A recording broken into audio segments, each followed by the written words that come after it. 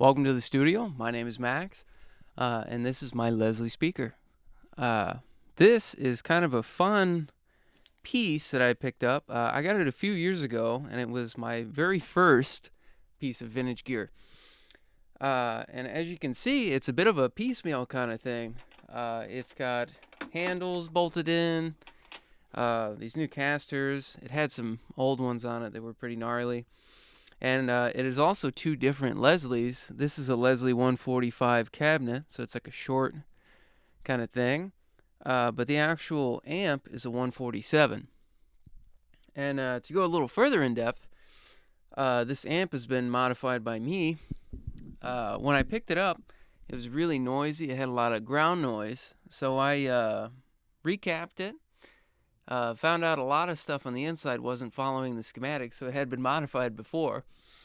And then for a while I was using a kind of a converter thing from I believe it was a 6-pin that it was using, one of those big cable connectors. And that ended up introducing a lot of noise, so I converted it to take an IEC cable, like a 3-prong, so I could ground it to the wall. I added a solid-state relay that uses this 1/4 inch here to this button. And this is just a 2-speed. This model did not have a brake. But with this relay, I should be able to program that in the future if I want it. And then I added this 1/4 inch jack and soldered it to the inputs so it can take a 1/4 inch. So I'm pretty stoked about it. It's served me really well. The only thing about these is that sometimes they do require a little maintenance, and that's what we're going to do today because it has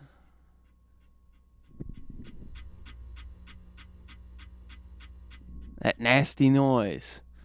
So what we're going to do is we're going to start taking it apart a little bit, and we're going to see just what's making that noise. We're going to oil it up. And we're going to be following a motor maintenance guide from Benton Electronics. And we'll be putting little photos of their guide and a link to it in the description because they've been a massive help to me.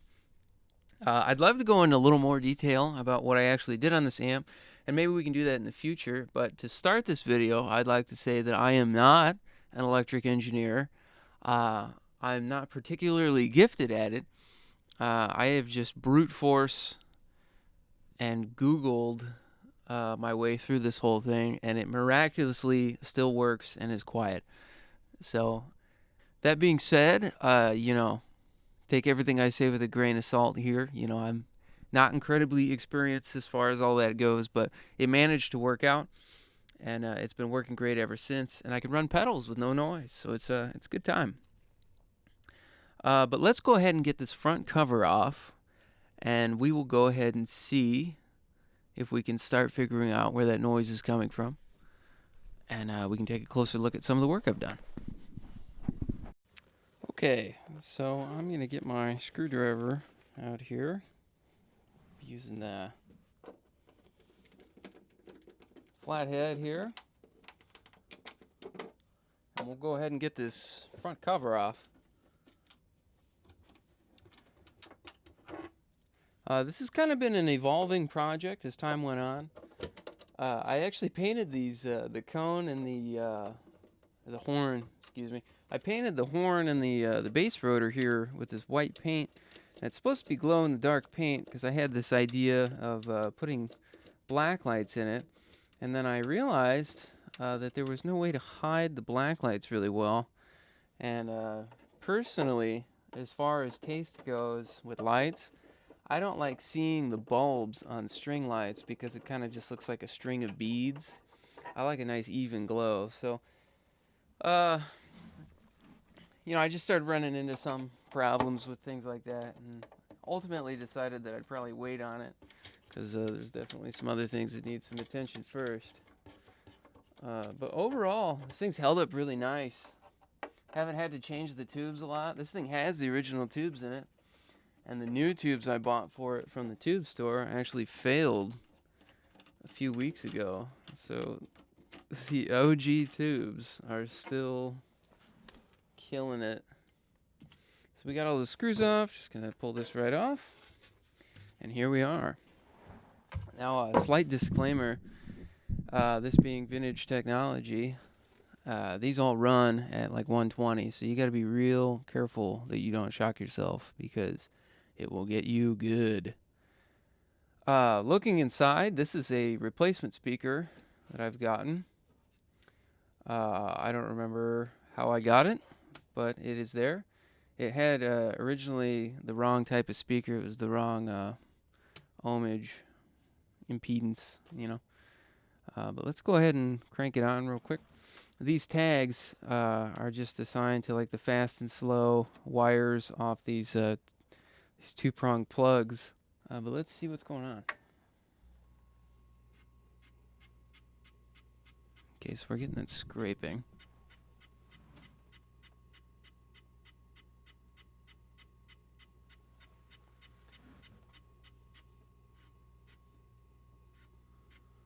Alright, so I think it's that O-ring right there. It's rubbing.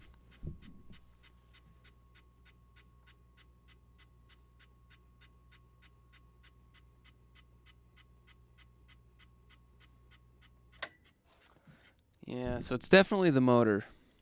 So what we're going to go ahead and do is we're going to disassemble the motors, and we're going to take the whole thing apart, and then we're going to grease everything up and get it running nice, following that guide from Benton. So let's give it a go. All right, so the plan here is we're going to just start taking it apart. I'm not super confident about the order of how to do this right, so I'm just going to very slowly and deliberately take it apart.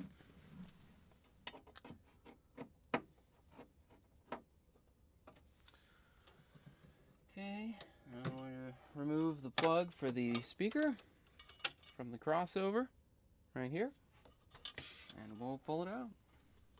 Okay, we've gotten the speaker out. I've got this piece. Got a bearing right here. So that's a point we're going to grease. Here we have the belt for the base rotor right here. And I believe this piece comes off. So I'm going to very carefully pull out.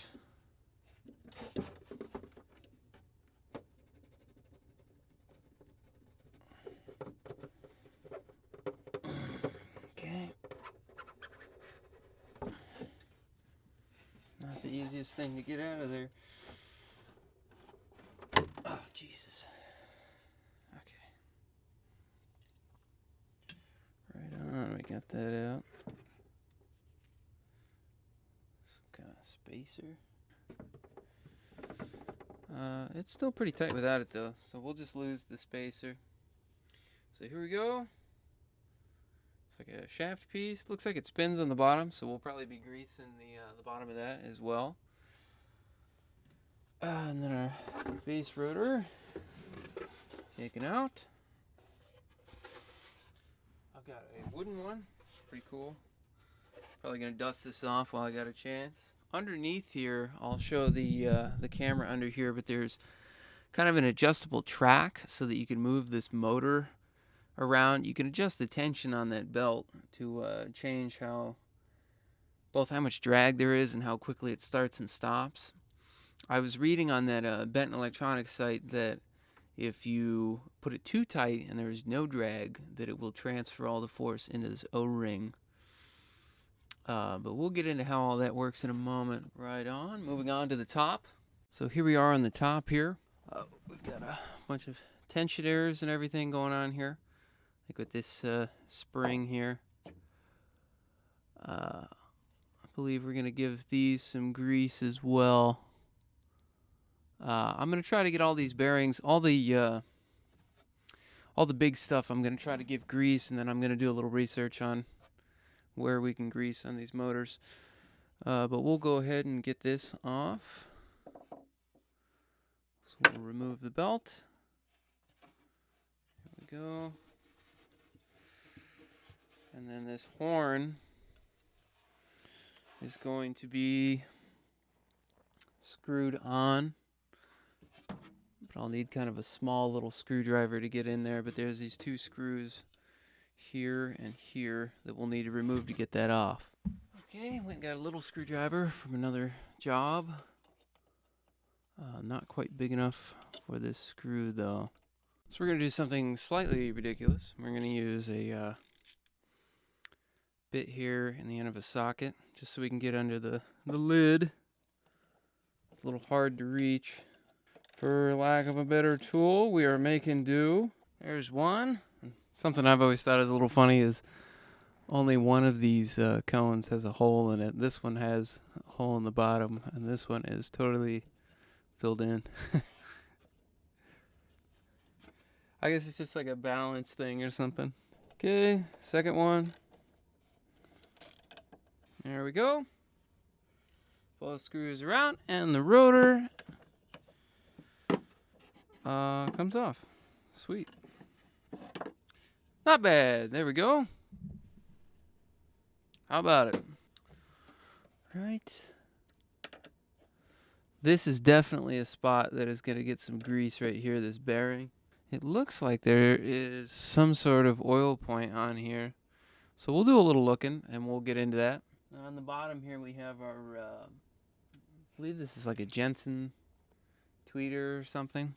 Something along those lines. We'll go ahead and leave that there. We don't need to take that out. And then we're going to work on getting the motors out, and then we can really begin the lubricating. Let's take a little look underneath here. So do a little exploring together here. Underneath we have the bottom of the motor here for the bass drum. And then we have a adjustment point for that motor. So pretty much what happens here is you loosen this, then it will adjust the position of that motor to add or remove tension from the belt. So more tension, less tension.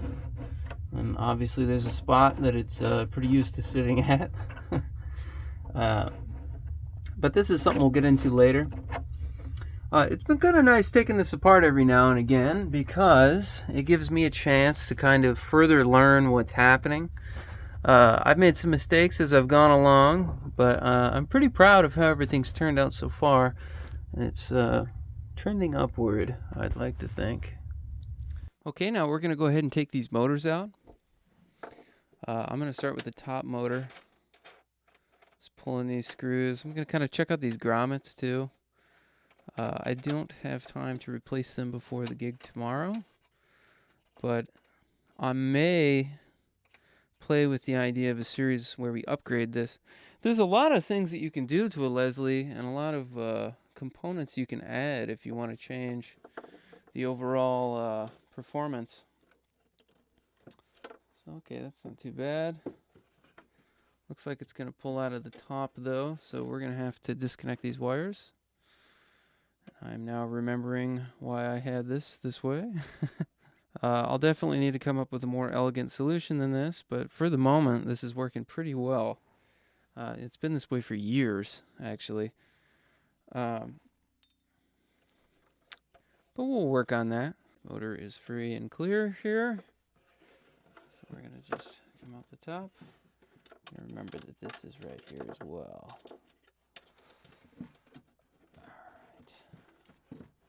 Some shimmying going on here. All right. There we go. We've got our top motor out. And then I think we'll get this out on the bench to take a closer look, but I want to make sure everything is working cool and looking good. So let's take out the bottom as well. I'm gonna remove that nut that was underneath. And there is one behind.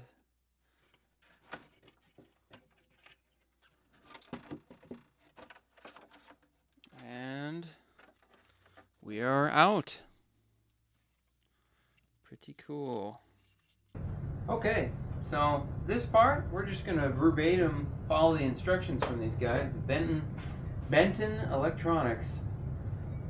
They have a lot of good articles and service instructions. So we're going to just follow it verbatim. I'll pull up their diagrams that they're using, but they have a breakdown here, and we'll just follow along. So it says there are two types of motors, the fast motor and the slow motor. This is the slow motor, and this is the fast motor. The fast motor seems to need less maintenance than the slow motor because they're larger and better built. Also, the shaft doesn't have to travel both up and down like the slow motors do. Oh, no way! Check this out. Just found the problem. That noise is this scraping on that screw, on this like fiber board material in there. So that's great. We just found the problem just by fucking around with it. Boy, oh boy, we're learning so much already. So how this usually works is there's a spring in here that keeps this shaft pushed up and out of the way, and this will spin on its own. It's the fast motor. And then whenever you switch using the relay, it takes the power off of this motor and puts it into this motor. It energizes this piece of metal here, and it pulls it in. And then that little rod engages with the O-ring and spins it. That little rod right there. Remove the motor assembly, separate the slow motor from the fast, and check the fast motor for freedom of spinning. Small holes around the shaft is a felt material. Soak this felt, which will hold oil near the bearing. Just going to follow the instructions, and we're going to take it apart. It's also kind of worth noting there's an adjustment here you can make that adjusts the tilt, and that can push it in closer or take it farther away from that O-ring if it's rubbing too much or not rubbing enough to engage. And then for all the stuff that has a lot of pieces to take apart, I use these little tackle box organizers to keep everything separated.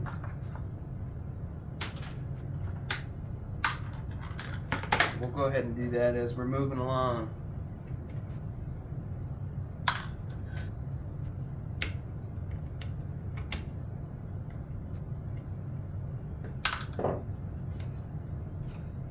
Okay, there's our slow motor. Go ahead and take the bottom off this as well.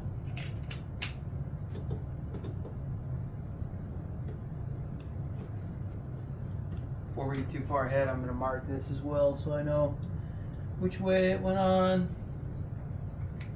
So I don't get confused. Looks like we got a little Allen screw under this wheel. Some exploratory science here. There we go. That should let us pull the shaft. Maybe it won't. Maybe it won't let us do that. Getting our little ratchet charcuterie board going here.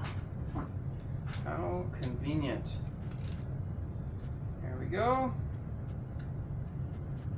Get that guy loose. Screw for our spindle here. That's what we're calling it. Just slips on, so let's get our bottom plate off. Set that to the side. And here we are. We'll go ahead and do the same. This guy, I'm going to do a dot for this side. Take this off. So there's the plate. Got that off. Okay. So it seems to me like the solution to the rubbing is going to be just adjusting the height on this ring here. The O-ring is looking okay. It's a little flat in the middle, but otherwise it's pretty nice. But it looks like what we'll do is we'll just have to shimmy it a little farther upward and then make sure it's real nice and tight so it doesn't go back down. So I think it's probably shifted down over time just from all the friction and force going on. But moving on, it says, remove the motor assembly, separate the slow motor from the fast, check the fast motor for freedom of spinning. It spins freely and looks relatively clean. Oil the top and bottom bearings. Notice inside the small holes around the shafts is a felt material. Soak this felt also, which will hold oil near the bearing. And sure enough, right inside the inside part of those holes, you're probably not going to be able to see it, is felt on both the top and bottom. So what we're going to do is we're going to take our Leslie oil. I've heard that you can also use Singer sewing machine oil. I know there's a lot of debate around oil online, and I have pretty much no interest in participating in that. So I don't know what I'm talking about. But I just went ahead and got the thing that I was supposed to. So I'm going to soak this, not too much, just enough to really saturate it. Just kind of evenly dropping it in a circle. Just get it nice and soaked up in there. Okay. Oh yeah, that made a big difference. It's really fucking moving now. So we'll do both sides. A nice couple drops in each spot.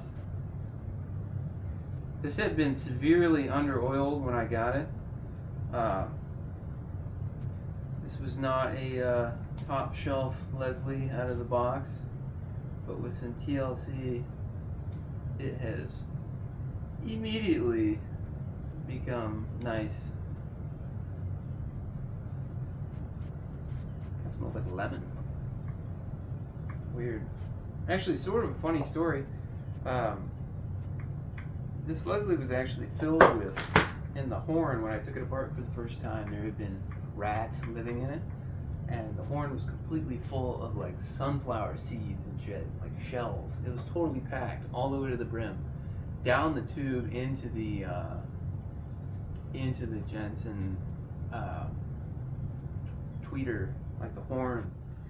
It was totally filled with them, so I had to take the whole thing apart and fish all them fucking pieces of nuts and shit out of there. It was terrible. Alright, I'm just going to wipe this off, and it said they require very little maintenance, and I'm going to go ahead and trust them on that. Maybe the next time we get this apart we can really piece this thing out, but I've got a gig tomorrow and I cannot afford to mess this up just yet. This is our guy that's been rubbing. You can see it in the light. I don't know if you can see the reflection. There's a ring where it's been scratching on that screw. So I'm glad that we know what that is now. We've achieved the goal of the video, really. Let's move on the instructions. We're not having problems spinning or anything, so we're going to go ahead and skip the breakdown on that. And we're going to move into the small motor section. It says the slow motor will typically have a couple problems. First, check the shaft for freedom of spinning and moving up and down. Okay, so it moves up and down pretty quick. It's really spins nice. I mean, that's great. Perfect. On the upper rotor assembly, the slow motor has a spring on the bottom of the armature that will lose some of its strength over time. This will allow the armature to bottom out when switching to the fast motor. This will cause a clunk or even a grinding sound, depending on how bad it is. The top slow motor, that's looking pretty good to me. That might even be a new spring. I can't remember what all I did to this. There's a fighting chance that this is a new spring. Go to spin and release it. If it hits the bottom of the frame, an additional stretching is needed. If not, then you got it. And it does not hit the bottom of the frame. So the top slow motor is good. It says if it clunks, that's bad. So just pull up, give it a spin, let go. If there's no clunking, we're fine. And we are fine. But we're going to go ahead and take it apart anyway.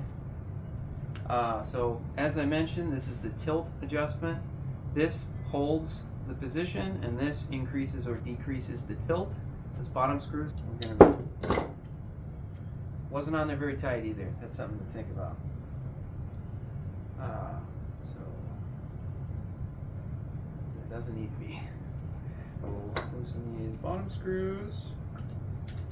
And then this should be all that we need to do. There's little crush washers too. Just watch out for them crush washers. I think we're going to go ahead and go a little further on it. Luckily everything's using these 1/4 inch. It's a very nice touch. Everything's using the same bolt size here.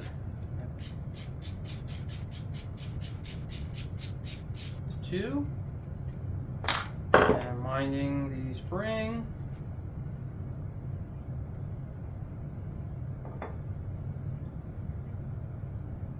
Not bad.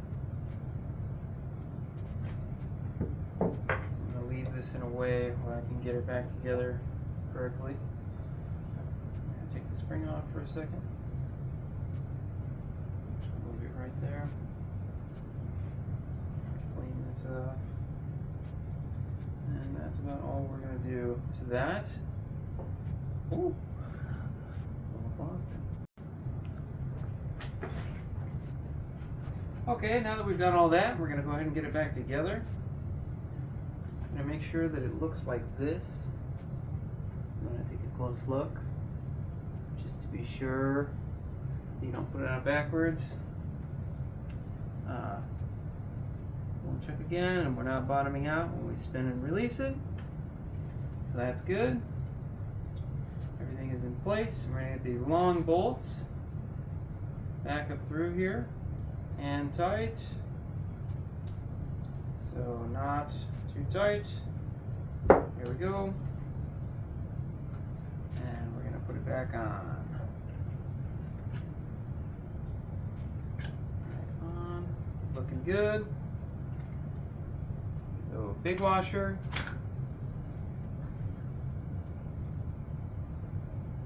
Crush washer.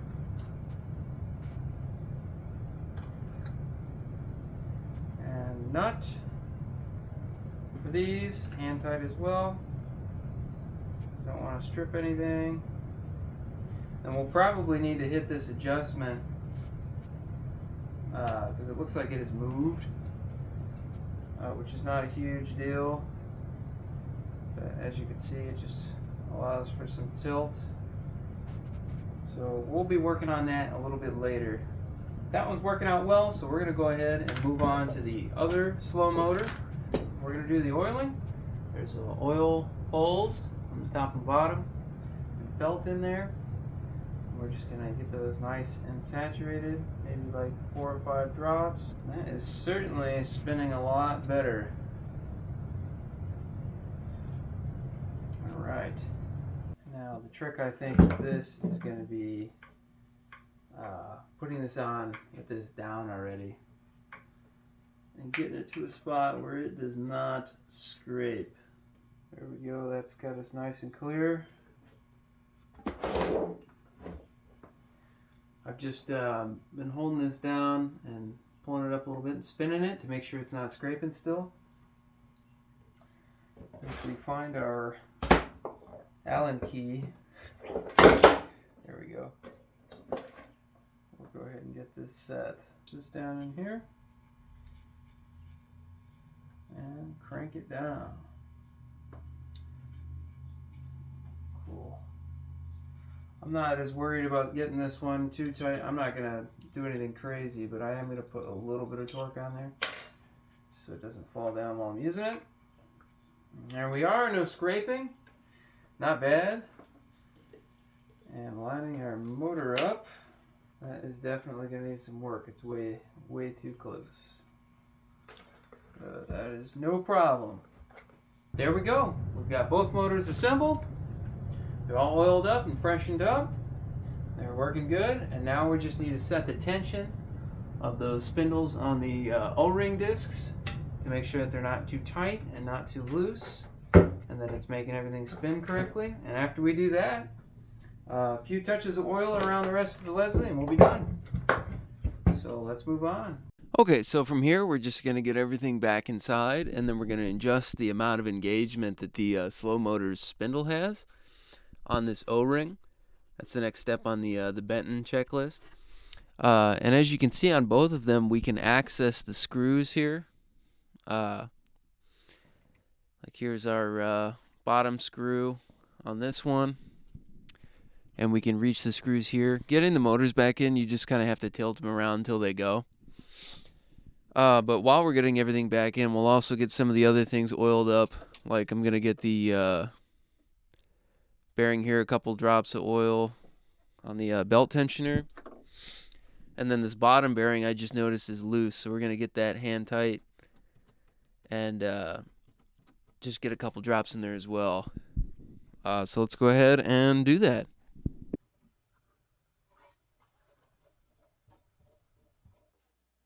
Alright, a little washer there.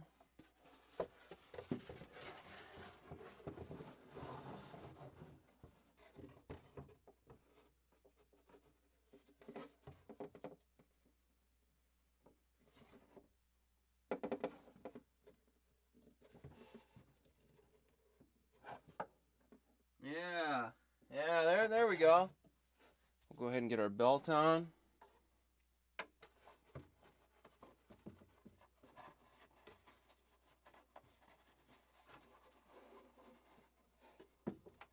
And now the trick is with this, we're going to have to find the right spot for it. And we have our top bearing for the base rotor right here, and the plate that holds it down. We're going to do the same with this. I'm going to hit it with like 4 or 5 drops of oil. Get it real nice.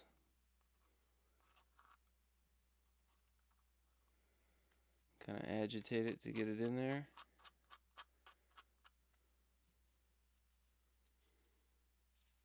It's looking okay.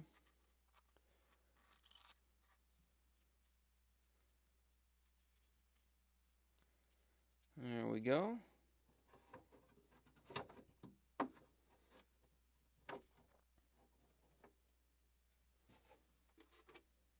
Yeah, that's already looking a lot better. Next up, we got our speaker. And then I just noticed these wires are on backwards, so I'm going to go ahead and fix that real quick. And there we go. Got the colors lined up right. And plugging it back into our crossover back here. I've been kind of doing this like a tire almost. Kind of doing a bit of a star pattern, screwing it down. Just getting them kind of snug and then going for the full tighten.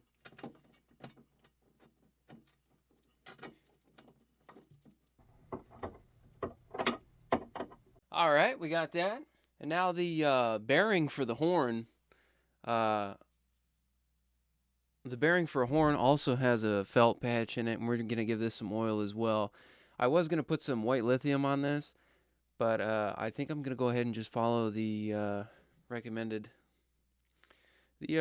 stuff for now, and maybe we can experiment with that in the future. Actually, it looks like I could have just oiled it with it on there, which is good to know for the future.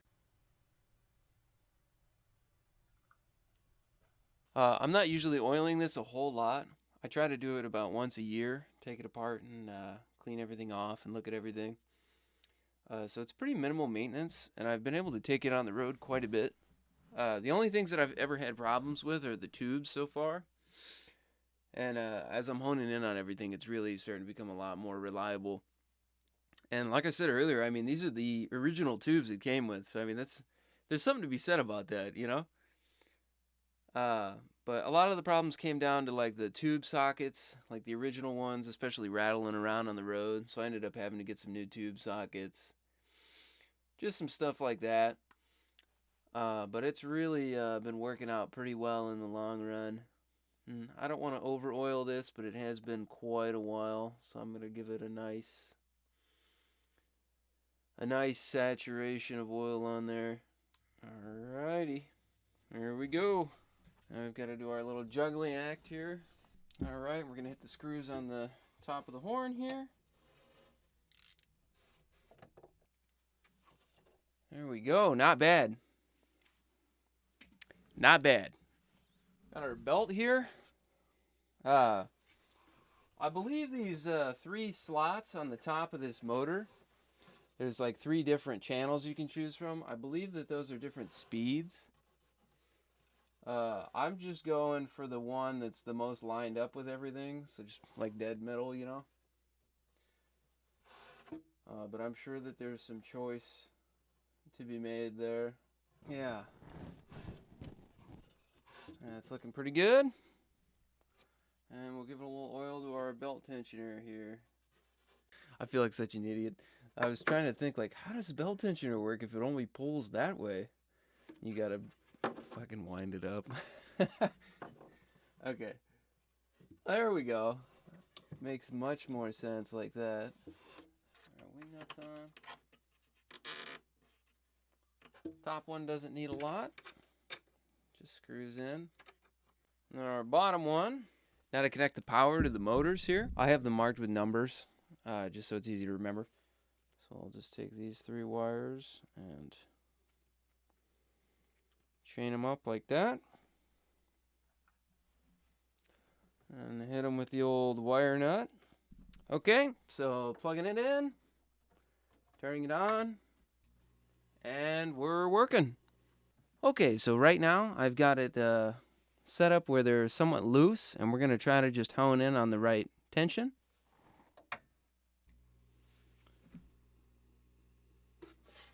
So the bottom one seems okay. The top might be a little loose. Let's switch to fast.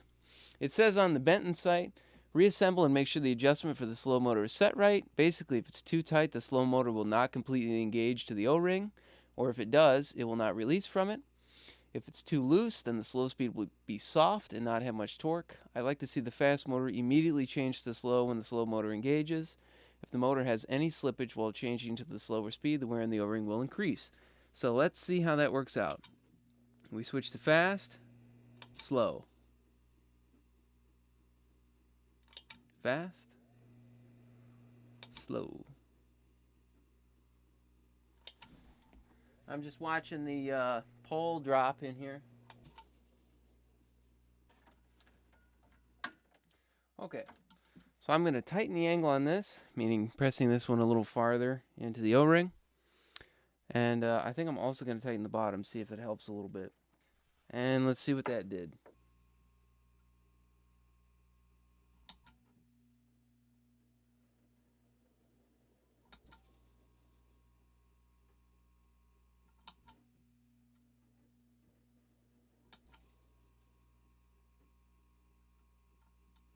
I think they're both a little too tight now. All right, so we're just giving it a little bit less.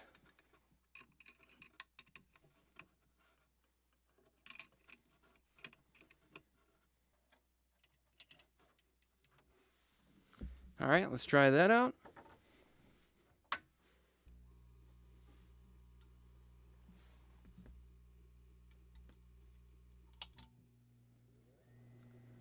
Nice, the motor dropped right out of the way freely.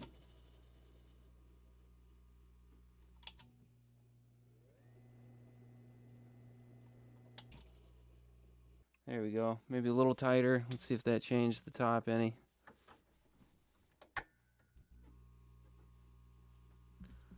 All right, switching to fast. Instantly to slow. Alright.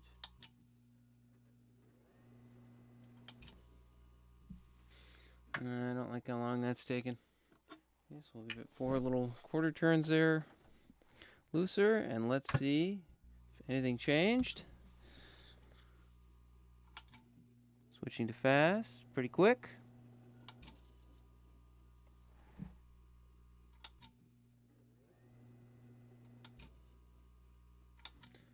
Fast, slow. Alright, I'd say the top's pretty good. Alright, so we're going to hit the next step of this because it's going to involve that a little bit as well. We're going to have to do these kind of together on the bottom. It says adjusting the lower belt. The lower belt is adjustable and should be checked while working on the motors. If too tight, there is no slippage on the belt, so when changing from fast to slow, for example, A great deal of stress will be applied to the O-ring. Also, the operating noise will be greater. If it's too loose, the rotor may not reach full speed. You adjust the tension by the position of the motor to the drum. You loosen the wing nut on the motor and push it away from the rotor until the belt is taut, but do not force it beyond this point. My test for belt tension is this: 5 to 8 seconds. In other words, if I don't have any O-ring slippage, which is what I want, then the belt is adjusted so that the time from slow to fast and fast to slow is around 5 to 8 seconds. So let's go ahead and see where we are right now. I think we have maybe a little bit of slippage going on, just based on some of the sounds I'm hearing from the bottom here. It's kind of scrapey. But let's see real quick. Flip it on. And 1, 2, 3, 4, 5, 6, 7, 8. Good. Very good. Down to slow.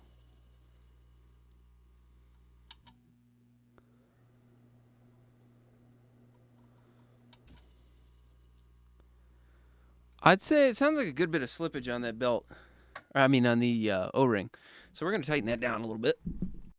Okay, let's see what that did.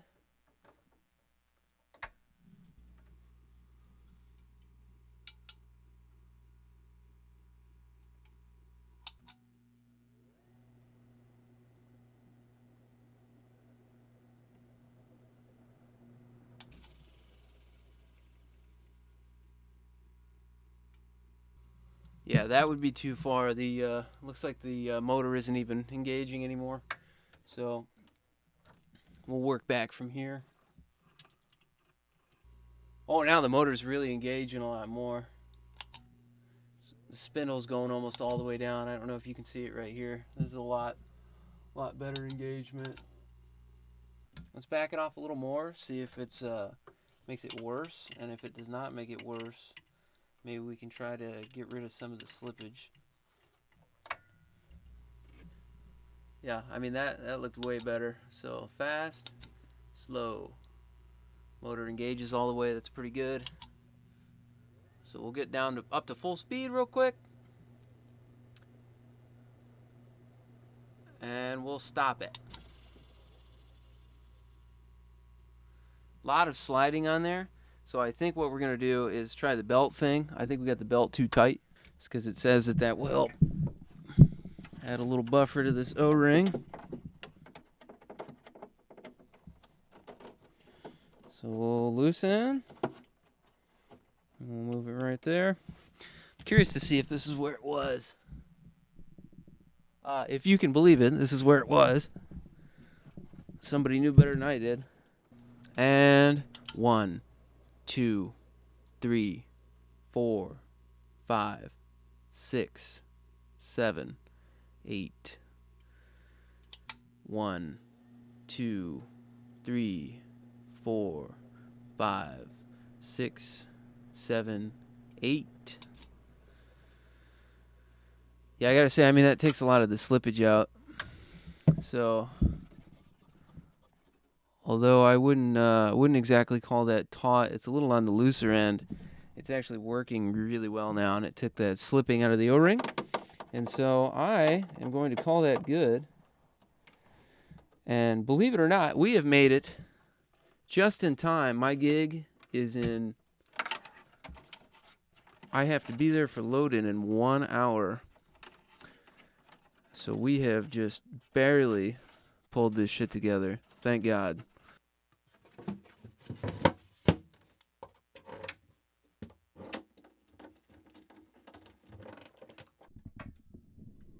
She's all cleaned up, oiled, and working great.